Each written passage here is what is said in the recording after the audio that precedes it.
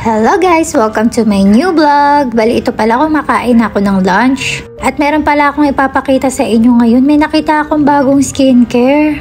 Naisip ko kasi nagkakaedad na ako at magti 31 years old na ako. So kailangan ko na mag skincare. Talagang tamad kasi ako mag skincare guys. Kaya nga paghihilamos kinakatamaran ko yan. At sa tingin ko ito na yung time para mag skincare ako.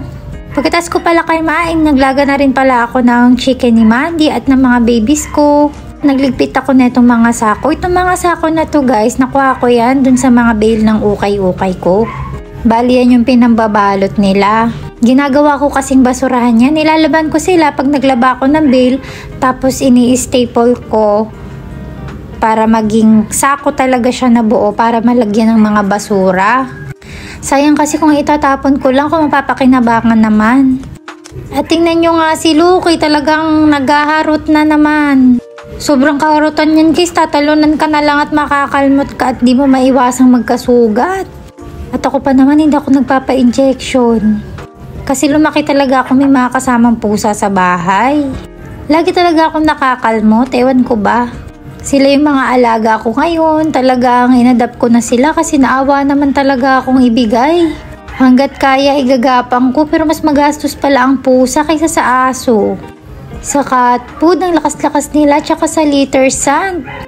Pero masaya naman ako na na-adapt ko sila.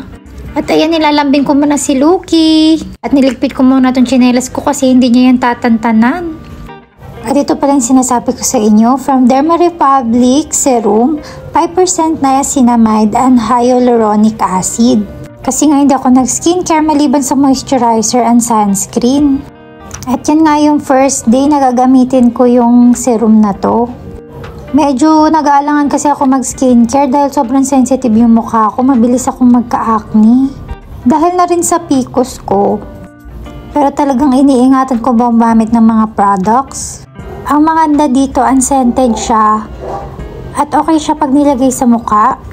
Hindi siya malagkit or ganun ba talaga yung mga serum. Hindi ko rin kasi alam dahil first time kong gagamit. Ang bilis-bilis din niyang ma-absorb sa mukha. Kailangan lang ma-make sure na malagyan mo lahat evenly. At hindi naman kailangan na madami kang ilalagay. Dapat yung sakto lang na makover o malagyan yung buong face mo. Hopefully maging okay sa akin to at i-update ko kayo. Pag nakakita na ako ng magandang result or after a week. Murang-mura lang to guys, sa TikTok shop ko siya nabili, nasa 100 plus lang to dahil nga naka 50% off at free shipping pa.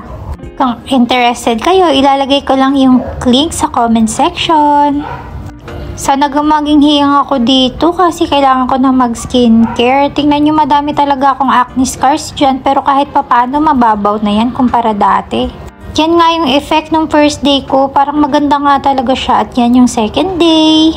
I-update ko na lang kayo soon. That's all for now. See you on my next vlog.